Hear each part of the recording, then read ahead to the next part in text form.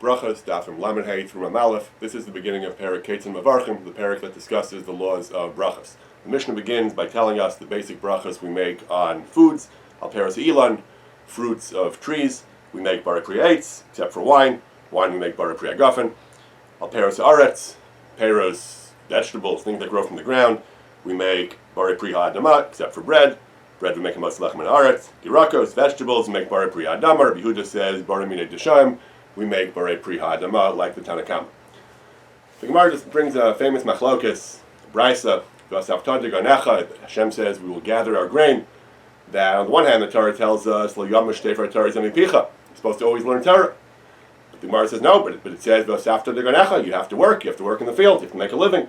So Rabbi Shmuel says Hanig Ben Minig Derech Eretz, you have to also live in a normal way, not just learn all day. Rabbi Shimon Ben Yochai says no, if a person does all the agricultural things he has to do, plowing and planting and harvesting and threshing and winnowing, then when will he learn Torah? So no, a person should learn Torah all the time.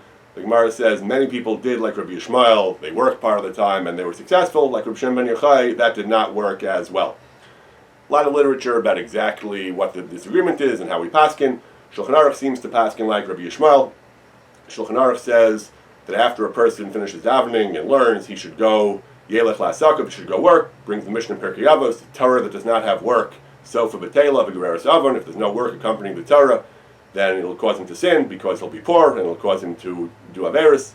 However, he brings the continuation of the Gemara. The Gemara says, the Doros HaRishonim, the earlier generations did things well, they made Taras and Kvad, their Torah was permanent, their main thing, their important thing, Malach and Arai, V'Zud, It's Kaima B'Yadan, and both, they were successful at both. That's what the Shulchan Aruch recommends, Lo Yatsa Malachto Ikar, Ela Arai, a person should make his Torah Ikar.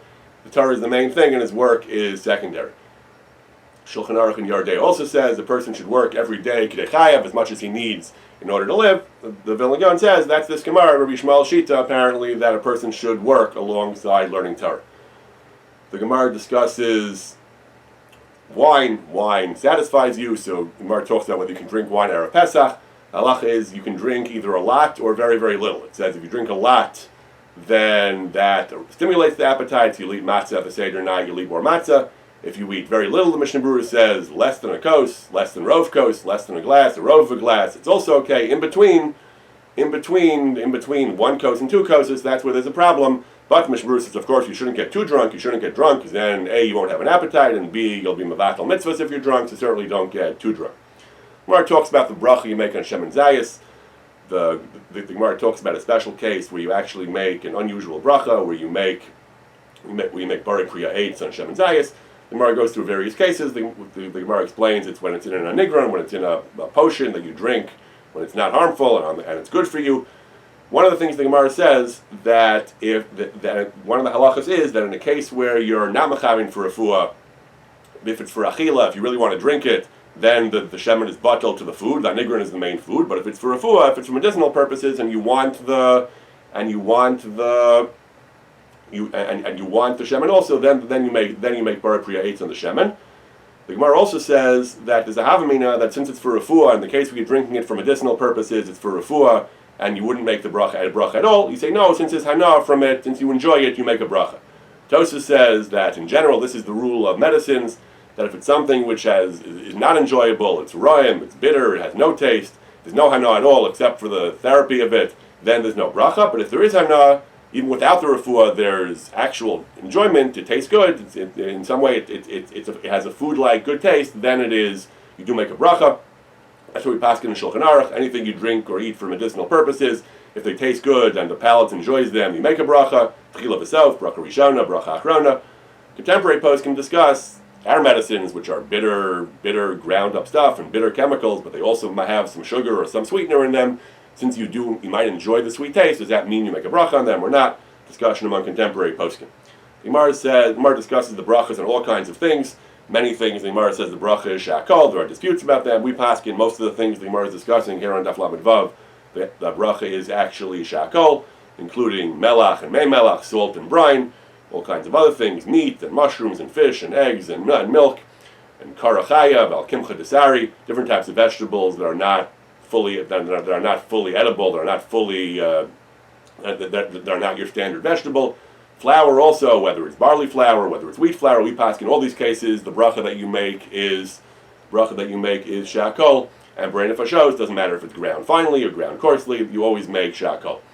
Radish is one case where the Gemara concludes that you make a hadam on radish, that's how we paskin, even though there's a svar in the Gemara that it's eventually going to get hard, and it's won't be edible, but right now it's bari pri adama. Right now it's good. People plant it in order to be able to enjoy it when it's still soft, and that's why we make bracha of hadam on the radish. Mishnah Berurah brings from some poskim that our radishes, chayadam, Russia, somewhere in Eastern Europe, that when our radishes, which are bitter, nobody eats radishes by themselves. They're used as a condiment to eat with bread, but you don't eat plain radish. We're going to see later onions, a similar thing. So the Chayadim says, then you make shakol, you don't make hadam on the radish because it's not really a vegetable that you can enjoy by itself. But others, the Shulchan Aruch Harav says that no, that you make bari pri hadam even on our radishes, which are so powerful that people don't generally eat them by themselves. The Gemara also on Daf Lamed Vav talks about fruits that are not fully ripe. The Gemara says boser, grapes that are not fully ripe, if they haven't reached a stage called pul halavan, they're like a certain bean. If they're still immature, you make bari pri hadam. If it's not the ikar pri, if it's not the ideal form of the fruit, you make bari pri hadam in general. Once it reaches that stage, it's bari pri eitz. The halacha and Shulchan Aruch says we don't know exactly what that stage is. We always make bari pri hadam until they are fairly large, until they're clearly relatively mature. But B'diavad, however, the Mishnah Berurah says, B'diavad, the poskim say that you yotze with bari pri hadam on bari pri eitz, and so that's why that if you're not sure, it might be Adam, might be Eitz, so the safest thing to do is to make Bari Pri Adama, because you would say either way, because Bari Pri Adama is more inclusive, but either way it comes from the ground. Even things which are not Bari Pri Eitz, are not considered a proper priest, you can still make Bari Pri Adama. However, in such a case, you should avoid eating a sufficient quantity that you have to make a Bracha Achrona, because then, the Bracha Rishona, you're fine, Adama Yotze either way. The Bracha Achrona is either the bracha main shalosh, ala eitz and ala peros, or it's bari nefashos, so you should avoid that by not eating a sufficiently large quantity. Other types of fruits, the halacha is as soon as the fruits are formed, yishiyotziu pri, that you're ready to get the bracha bari pri eitz, as long as they're not so bitter or so foul tasting that you can't really eat them, that they're difficult to eat, then they don't have a bracha at all if they're that unpleasant. Some say that certain other fruits the Rama brings, that yesh omrim, that charuvin, that carobs and certain other fruits need certain other stages of maturity, similar to the grapes with boser. You have to have sharshiro shel charuvin. You have to be able to see chains or links of the carob. Or olives also need a certain stage. They have to have a certain stage of maturity, and until then you make bari pri adama b'chein ikar. The Shulchan Aruch says, and Mishnah Berurah says, that's what the Achronim say. He brings the Gaon, who's even more stringent, and says you don't make ha'etz until a much later stage, a stage where they become chayiv and maser, which is an even later stage in their development. Before that, you should not make bari pri eitz. You should simply make bari pri adama. Ginger, the Gemara talks about zangvil. When they're marachinos, they put it together with sweet things and then other things to give it flavor and to make it taste better. You make bari pri adama. Doesn't matter if it's dry ginger or wet ginger or moist ginger. Either way, when you prepare it in this form of rikuach, when mixing it with sweet and good tasting things, then it is bari pri adama, even though zangvil yavesh, dry ginger, has no brach at all because it's not edible. And the halacha is other things that are not edible, if you prepare them with bichel, with cooking and honey, then they still get a shakol, because if the fruit itself is not edible by itself, it doesn't get a bracha bari pri eitz or adama. Mishnah Berurah explains that over there we're talking about immature fruits. Immature fruits, so that they're not fully mature, proper fruits. Then even if you render them edible by techniques such as cooking and putting honey, then they don't get the bracha bari pri eitz or adama. However, here the zangvil, the ginger, is a perfectly good zangvil. It's too dry, so it's hard to eat. So that if you can soften it and make it edible via these techniques, then they get the bracha bari pri adama, like any other ginger. And the same thing applies for peppers, dried peppers, bari pri adama if you render them edible. The Gemara, the Daf Lamed Zayin, talks about the different rules of chameshes minei dagan, the rules of the 5 types of grain. We usually say that those are wheat, barley, oats, spelt, and rye, although some scholars debate some of those. Definitely wheat and barley. So the halacha is that they're normally mizanos. The Gemara talks about different processes where they're cooked and crushed and split and broken. The way we've passed in Shulchan Aruch is that if they are shalkan, the word should be chalkan, Mishnah Berurah says, if they're split, or if they're cooked and they're crushed by the cooking, then even if they were put in whole, he says, as long as they underwent some kind of process by which they're broken down, they become more edible and more better as a food, then they are bari mina mizanos. in these various forms of preparations, of porridges, daisa, other types of preparation of the grain in a cooking format of even though it's not bread, but it still gets the bracha barim mina mizonos. Even if there are other ingredients, the halacha is the Gemara develops this idea over the next blot or so. The Gemara develops the idea that grain is always considered the ikar, even if the majorities of the other ingredients, since the grain of the chameshes minim, the 5 species, is so important, everything else is considered tafel to the grain. The bracha is barim mina mizonos, except for the case where the grain is not put in for taste at all. It's simply put in as to make it stick, as a thickening agent, to make it stick to it, to make the different parts cling together. Then it's not really food, so then the other things don't get the bracha mizonos. But in general, if there's mizonos in there, particularly mizonos of the chameshes mini dagan, then the bracha is mizonos. The Gemara talks about when you mix other types of grains with chameshes mini dagan, that's the rule. The halacha and the Gemara talks about orez and dochen. If you eat koses, we pass in Shulchan Aruch, if you eat orez and dochen, which are generally understood to be rice and some other grain, the halacha is bari pri adama and bari nefashos, but that's only if you eat raw rice, again, which is not broken down, which is not really edible. It doesn't satiate the way real grain does. However, if you cook it, or if you grind it and you make it into bread, or the way we eat rice, where it's boiled first and prepared in a way that's edible, then the bracha is, as we do, bari mina mizonos and bari nefashos. Mishabura says is actually a debate about whether orez gets mizonos, dochen doesn't, whether orez is rice or dochen is something else, and some say that dochen is rice and orez is something else, and therefore rice would not get a mizonos. The minhag, he says, is we follow the rule that orez is rice, and therefore as long as you've cooked it and prepared it in some way, the way we generally do, it would get mizonos and bari nefashos, even though there were some people who were machmer that to avoid eating rice outside a meal or to make shakal, because they were choshesh for this opinion that rice does not really get a mizonos. If you eat raw grain, you eat raw kernels of grain, the bracha again is bari pri adama and bari nefashos. It doesn't have the special halacha of mizonos that prepared grain does. Tosfos is not sure what bracha you make afterward. Maybe, he says if it's adama to begin with, maybe the bracha should be main shalosh, but instead of saying al michya al kalkala, you should say the bracha should have a reference to al ha'adama.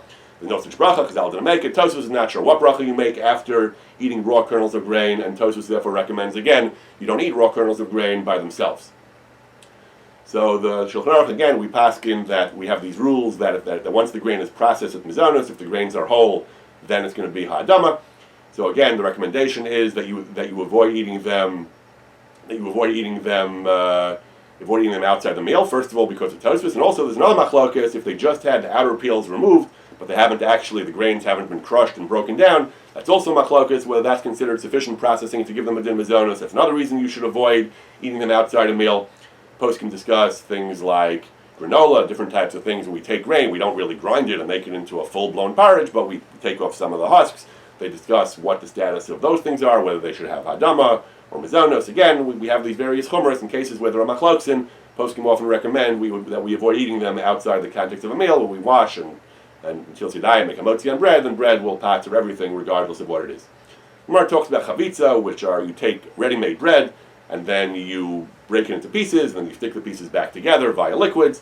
So the halachos are a little complicated. If they're cooked, if these pieces are then cooked, put back together and cooked in liquid, then it depends. If they have a kizayis, even if they don't have tar lechem, the shape of lechem, they get hamoti and berachas hamazon. If they don't have a kizayis, even if they look like they do have tar lechem, since they were cooked, they get reduced to bari mina mizonos and bracha achas mein shalosh al michya.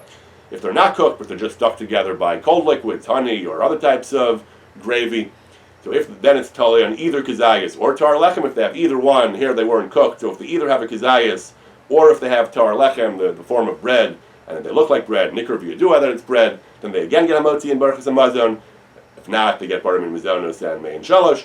If they're not cooked and not stuck together, they're just ground into pieces, then it doesn't matter what, since they haven't really been processed at all, they're simply bread broken into small pieces, they always get hamotzi and berachas hamazon. The contemporary post can discuss questions like matzah brai or noodle kugel, cases where you took the matzah, crumbled it, and then put it together with eggs and oil, or however they make matzah brai, or noodle kugel, where you took pasta, which is a bread-like thing, you boiled it, you mixed it with other ingredients. They discuss the halacha based on these categories of chavitza, of bread that was then broken down and mixed with other ingredients. Gemara talks about dufsha de tamra. Gemara in Daf Brachos talks about honey that's exuded from dates. That's what when the Torah says vash in the Shivas Aminim, that's what it means. It means the honey of dates, but it's primarily referring to the dates themselves. Dates are ha'etz, but the honey of dates is shakol, It's zeya ba'alma. It's not really a date. It's just a liquid that comes out of the date. So the honey of dates is shakol. That's what we paskin. This is the general halacha of all liquids that come from fruits, except for olives and grapes. The fruits of grapes is bari pri hagafen, is wine or grape juice. The fruits of that's the juice of grapes. The juice of olives we had in the beginning of the parak is va'etz in certain cases. And all other juices, apple juice, orange juice, all these other juices are like the juice of tamarim. They're considered zeya ba'alma. They're just moisture. They're not really considered as chashuv, the essence of the fruit itself, and therefore they're generally shakol.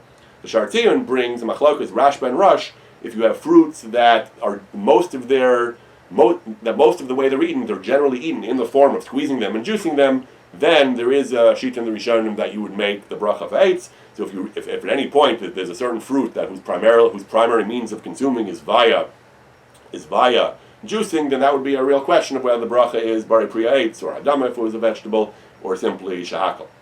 The Gemara talks about something called trima. You take dates again and you mash them and you pulverize them and you make a kind of paste or a mush out of them. Halach is bari pri eitz, because here this is not zeya, this is not just juice, this is the dates themselves. They've been made into paste, but they're still there. That's what we paskin. If you crush the dates, you make a kind of dough or a paste out of them. They retain the bracha for eitz because they still have the same basic form. The Ramah does bring a Yesh Omrim that they have shakol, not necessarily about the dates, but about certain other cases. If they've lost their forms entirely, they're no longer recognizable in their individual shape anymore. Mishnah Berurah says the bottom line, the halacha is clear. He says as long as the original form of the fruit or vegetable is still there, even if it's been crushed and mashed and broken down, it still gets the original bracha. But if they've lost the original form entirely, if it's avad kol tzuraso and you can't even recognize what it was, then we follow the Ramah that l'chatchila we make a shakol to avoid the question, because again shakol b'diavad, anything you make shakol on, you yotze b'diavad. Contemporary posts can discuss things like latkes or potato kugel. They say the bracha of Shlomo Zalman, Rabbi Yashiv, they say the bracha is still hadama because they're still recognizably potato. However, Shlomo Zalman they bring that if you have carrot kugel, then the bracha is shakol, because it's no longer, you can't really see, carrot kugel doesn't really resemble a carrot in any way. You can't see the carrot anymore. It's not really so common to eat ground carrots, he says, at least for adults, I suppose. So again, it depends on how clearly we can still see the original fruit or vegetable. Potato kugel, at least poskim are saying, is still potato-ish enough to get a hadama, while carrot kugel is not carroty enough to get a hadama, so you make shakol. In general, the halacha is raw vegetables and cooked vegetables are both hadama. Certainly if they're good both ways. In a case where something is not really as good raw as cooked, where the primary method of eating is cooking it, then when they're raw you make shakol because they're better cooked, they're really appropriately eaten cooked, and vice versa. We might get examples of certain vegetables, but vice versa, karsi, tumi and karsi, garlic, other types of vegetables which are better raw than cooked, so when they're raw you make bari pri hadama, and after you cook them you make shakol. The Achronim discuss the question of whether you really eat these vegetables at all raw. Can you eat raw garlic? They're very sharp. So they say, it depends what kind of garlic. Some garlic, older, more mature garlic, is so sharp you can't really eat it. You can't eat it at all. Then you make shakol. Onions, similarly, poskim say you don't eat raw onions. So then, if they're soft, you make bari pri hadama when they're raw. But if they're more mature onions and they're sharper, then you make shakol. Other Achronim go even further and say that even soft onions, you never make hadama on onions. Only in places where it's common to eat raw onions by themselves, then you make hadama. But in our countries, Sharai Tshuva says we don't do that. We don't eat garlic or onions by itself. We only eat them as an accompaniment to other foods. Even when they're young and soft, then you only make shakol, and you don't make hadama on raw onions. Gemara in the Flamantes, the Gemara talks about the idea of the share of kizayis, which is an important share in many areas of halacha. The Gemara discusses what kind of zayis. It says not a large zayis, but a beinoni zayis, and a medium zayis, lo katan, lo gadol, lo beinoni. Not a large olive, not a small olive, a beinoni olive. There's machlokes rishonim whether the olive is a chatzi beya or a shlish beya, a half the size of an egg or a third the size of an egg. These shitas are brought by the poskim in Halachos matzah, how much matzah you have to eat on Pesach. Rambam says a third of the beya. The Shulchan Aruch says yesh omrim, based on the shita of Tosfos, half a beya. So the Mishnah Berurah cup concludes that it depends whether you're dealing with a deraisa or for a drabanan. For a deraisa, we would go with the larger zayis. Midrabanan we go with a smaller zayis. That Birchas Hamazon, he says that it's he said Birchas Hamazon until you have Kedei Svia, until you're satisfied, the Chiyuv to make Brachos Hamazon is only Drabanan. The Savik Brachos L'Hakal, you don't make a bracha until you've eaten the larger Zayis, which is a Chatzi Beya. But anything which is Daraisa, I mean Daraisa Timatza, you should be Machmer to have the larger Zayis again, which is Chatzi Beya. So for Mara, which is Drabanan, you can be more Mekel, you can use the smaller Zayis. Mishnah Berurah says when it comes to Bracha Achrona, when it comes to brachos, you should really avoid this question. You should avoid eating in between a half a zayis, a half a bay, and a third of a bay. Then you have a suffix brachos. You should either eat less than a shlish bay, less than a third of a bay, which definitely doesn't need bracha achrona, or more than a chatzi bay. The Pri Megadim says Mishnah Berurah brings that definitely does need a bracha achrona. Then the Mishnah Berurah brings the opinion of some poskim that the eggs today are smaller than they used to be. So after you calculate half an egg or a third of an egg, you have to double the size of the zayis. So poskim again, which we bring from the Shari Tshuva. Some say for a deraisa you should be machmer for the shita, for midrabanan, things that are midrabanan like marar, arba kosos, afikomen, it can be more mekel. So Lamaisa, the Mishnah Berurah says when it comes to matzah, you should eat a full egg. You should be machmer A, that a zayis is chatzi beya, and B, that the bayim of today are only half the size they used to be. When it comes to marar, you can go on both of them lakula. You can eat shlish beya, a third of arbeya, which is much less. Contemporary poskim of the 20th century give different calculations based on the size of bayim, based on whether we're choshesh with this opinion that the bayim have shrunk, based on how to calculate these things. Rav Chaim Noah has smaller shiurim. He says that a zayis would be 19.2 cubic centimeters or 28.8 cubic centimeters, depending on whether you're going shlish beya or chatzi beya, a third of a beya or half a beya. Chazon Ish has much larger shiurim. He says 33.3 cubic centimeters or 50 cubic centimeters, again, depending on whether you're going with third of a beya or a half a beya. The Gemara brings machlokas. The Gemara brings a question about someone had different types of foods, which one should you make a bracha on first? The Gemara makes a suggestion that the machlokas was whether chaviv, the one you like better, is more important, or whether making a hadama as opposed to a shakal is more important. So if you have hadama and shakal, but you like the shakal better, the Gemara says one would say that hadama goes first, one would say the one you like goes first. The Gemara concludes that the way we paskin is chaviv is adif. So as long as the brachos are equal, chaviv is adif. The one you like better is adif. Bar pri adama is generally adif from shakol. If you have two things, one is hadama, one is shakol, then since hadama is a more specific bracha, it's higher on the scale of importance. So you would make the hadama before the shakol. And the Mishnah Berurah says that this rule that the more specific bracha, the ha'etz or the hadama, comes before the shakol, that overrides chaviv. We paskin that that's a more important rule of precedence than chaviv. Both ha'etz and hadama go before shakol, but if it's ha'etz and hadama, then there's no real precedence. Some say it's tali on chaviv, some say it isn't. Some say ha'etz is more important than hadama because it also is a more specific bracha than hadama. The Achronim say l'chatchila, all else being equal, you should give ha'etz precedence to ha'adama. But if the ha'adama is more chaviv, that overrides the advantage of the ha'etz. Similarly, if the hadama is the shivas aminim, for example, the raw wheat that we said is hadama, it's right, the shivas aminim that takes precedence over ha'etz, over something like an apple. The Gemara talks about prima, things that you ground up food into small pieces, large pieces, small pieces. We pass when it doesn't matter. Unless you pulverize them beyond recognition, we pass even small pieces, they retain the same bracha as the raw food did. The Gemara brings different opinions about whether to be botzeya the bread, whether to break your bread and then make the bracha, or vice versa. We pass like Rava, Hilchsuk Rava, Mevarech, B'achach botzeya. First you make the bracha, then you break the bread, because it's better that the bracha should be said on the shalom. It's a form of hiddur mitzvah to say the bracha on a better food. A whole food is a better food. Same thing applies even if your bread is broken to begin with. Having a bigger piece of bread is more of a hiddur mitzvah, and the bracha should be said on it than having a smaller piece. So you shouldn't break even your half a loaf into two half loaves, into quarter loaves until after the bracha. You should cut it a little bit. We paskin. You shouldn't cut it too much. If the halach is if you cut it so much that if you pick up one of the pieces, the other will fall. Even if you have one big and one small, when you pick up the big, the small will come up with it. But if you pick up the small, the weight of the big will take it off. That's considered a prusa. So you shouldn't cut that deeply that if you hold either half, the other one would fall. But you should cut a little bit to avoid the problem of hefsek. You shouldn't have to start cutting from scratch after the bracha. So you should cut a little bit, but not so much that it'll break if you pick it up. And that cutting a little bit helps you to minimize the hefsek after you make the bracha before you actually start eating. That's what you do during the week. On Shabbos, you shouldn't cut it at all because we're afraid that you might get too carried away, cut it too far, and it'll break. And Shabbos, having a shalem, having a whole loaf is especially important because of Lechem Mishnah. But b'diavad, as long as you haven't cut it that deeply, as long as you cut only a little bit, it still has the status of a shalom. The halacha is if a person has multiple pieces of bread, then you should make the bracha on the shalom, because the shalom is considered again more mahudar. Even if the other type of bread is inferior bread, it's pas kivar, it's not as fine as the bread that you have. But the shalom is a more important benefit.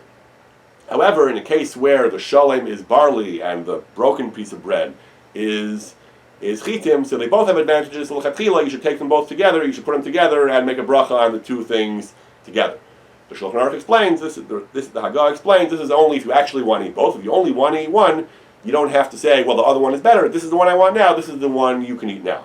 Mishabur explains that if you don't care which one you eat, even if you're only eating one, if you don't care which one you eat, then again you should do the shalom, which is better. But the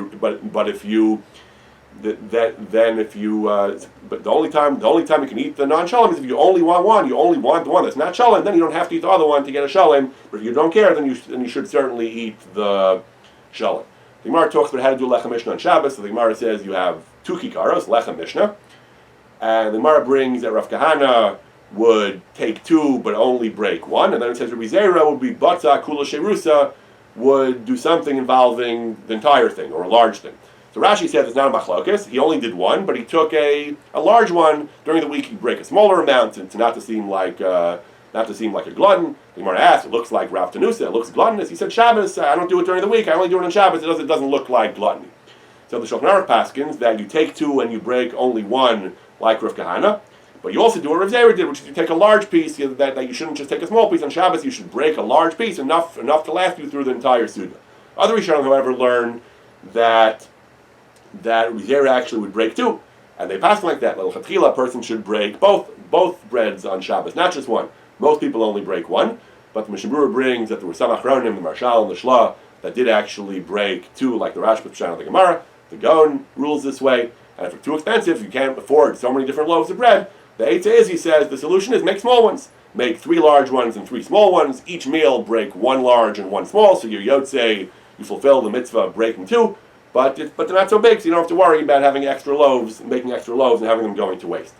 The Gemara on Daf Mem talks about interrupting between making the bracha and eating, making a bracha on Hamotzi, let's say. Talks about if your interruption is for the needs of the meal, give somebody to eat, that you're talking about the Suda, then b'diavad you don't have to make a new bracha. We paskin, a person ideally shouldn't talk at all between bracha and eating.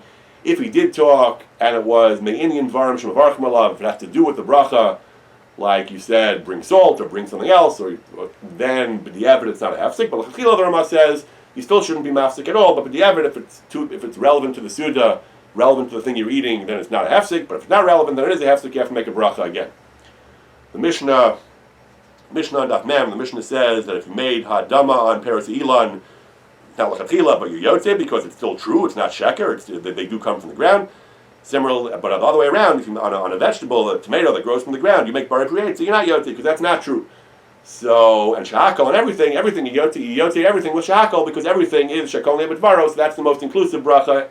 Even, the Gemara says later, even bread and wine. There is machlokes about that, but we pass even bread and wine, but the eved, if you make shahakal, you are yotze. Shulchan Aruch says that therefore if a person is mesupak, he's not sure a certain kind of fruit, he's not sure where it came from, what it is, or if he has certain sveikus and halacha, we've discussed various cases of machlokes or safek. If you have a safek, then the solution could be to make the more inclusive bracha, to make shakol, or to make hadama instead of ha'etz.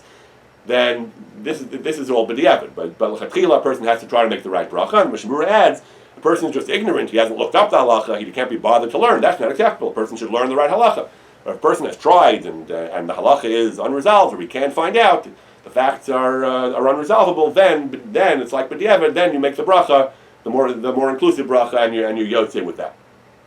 The Magen Avram says that the Mishnah Berurah brings from the Magen Avram a similar halacha that for fruits that grow on trees, that the normal bracha is hadama. We mentioned earlier, if they're mature, or if they're not the primary part of the tree, they're a secondary part of the fruit, that the bracha is hadama. Again, then ha'etz you're yotze. Even though on a tomato or a cucumber ha'etz you're not yotze, because that sheker, it doesn't come from a tree. But these fruits that do come from trees, even though the ideal bracha is not ha'etz, since ha'etz is technically true, then you're still yotze.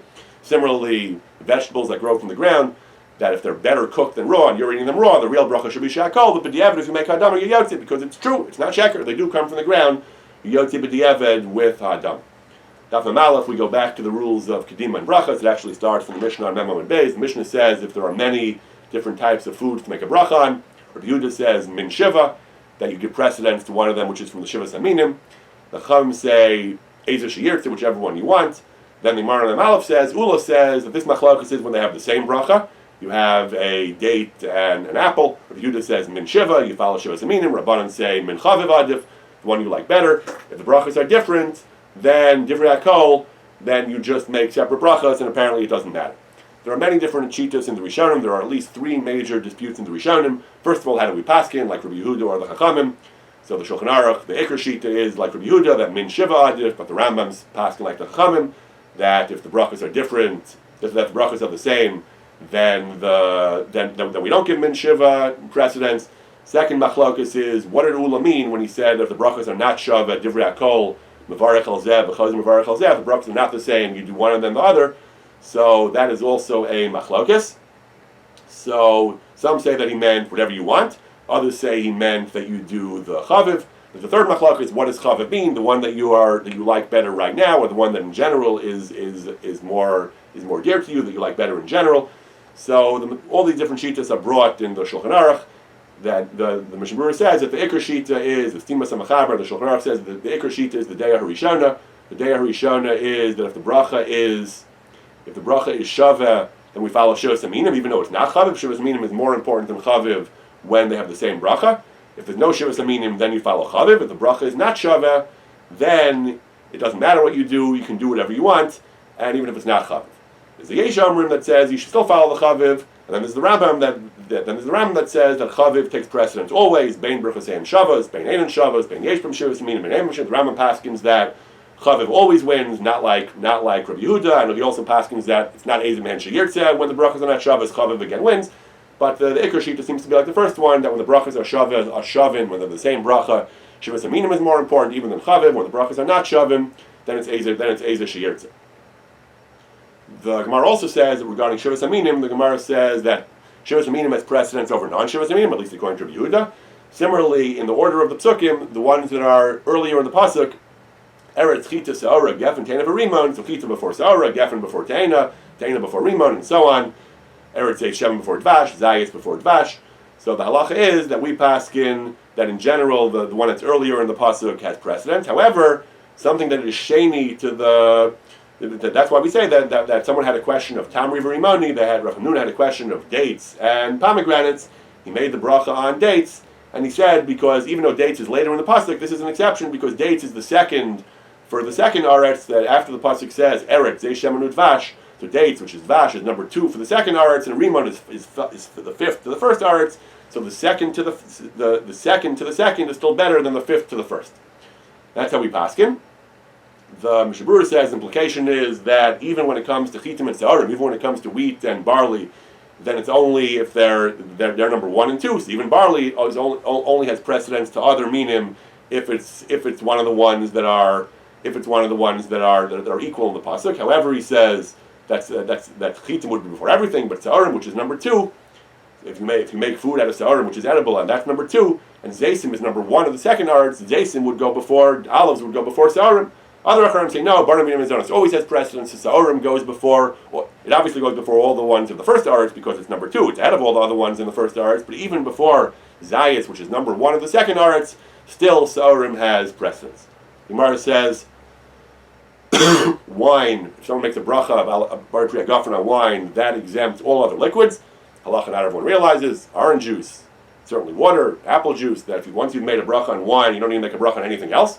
So that means if you make kiddush, you don't need to make a bracha on other types of drinks. However, some posts can say that's only if you're kovei ala yayin, if your suda is built around wine. We don't pass like that. Mishnah Berurah says that in general, there are certain complications of whether you had in mind other things, you didn't have in mind, it was on the table, it wasn't on the table, but in general we paskin that in principle at least, yayin can exempt all other types of drinks, even if you were not kovei suda ala yayin. However, the Bir Halacha says that that's only if you drank a significant amount, or a revius, or l'chal pachas, mlo lugmav, at least that much. If you just took a sip at kiddush, then you still need to make a bracha on other liquids like orange juice. But if you have had at least a few ounces, then you don't make a bracha on any other liquids. The Gemara gives a 3-part rule about things that you eat during a meal, which are not really the meal itself, are not the bread, and are not the bread. So the Gemara says the rule is as follows: if it's dvarim habayim machmas asuda, something which comes because of the meal, do not need a bracha rishona or achrona, not lefneim, not lachreim. Something which is during the suda, but not because of the suda, needs a bracha lefneim, needs a bracha rishona, but you still don't make a bracha achrona. Benching Birchas Hamazon still exempts it. Something that comes la'achar suda, that needs a bracha rishona and achrona. The Shulchan Aruch gives various examples. He says things that are lalafik tamasapas, things that are an integral part of the meal, they're eaten with bread, like fish or meat and eggs and vegetables, cheese, porridge, daisa, different types of things. Then the brachas, they never need a bracha, they're part of the meal. Things that are not machmas hasuda, that you don't really make as part of a real meal, like fruits, figs and grapes and other types of fruits, then there are some complicated rules whether you're eating them with bread or not with bread or partly with bread. But then, in certain cases where they're considered separate from the meal, they need a bracha rishona, but they still don't need a bracha achrona.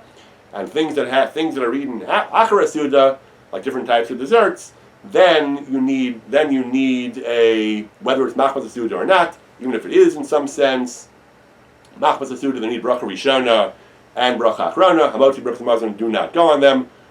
That the things that are la'achar suda need entirely a bracha rishona and a bracha achrona. This was true in the time of the Shas when they ate things that were separate from the suda. Today, even when we have dessert, it's still considered tocha suda. So you don't make I believe, so you do not make a bracha achrona on dessert, but a bracha rishona, according to many poskim, if not really machmas suda, you eat fruit or candy or something else for dessert, then you would need a bracha rishona, although still not a bracha achrona. Liquids have a special rule, as we'll see we'll discuss in our next year. Hopefully, that liquids we don't make a bracha at all on the meal, and some contemporary poskim have said that ice cream and other types of frozen things, which are basically liquids, don't get a bracha, but most desserts, candies and fruits, which are clearly desserts, according to most poskim, you would need a bracha rishona, even although not a bracha achrona. Some poskim have said that today, I have heard that some poskim have said that today desserts are part of the meal. They are considered machmas hasuda, they're just a different course of the meal, and therefore today, maybe they wouldn't need even bracha rishona, but I think the general practice is that we make a bracha rishona on desserts, but not a bracha achrona.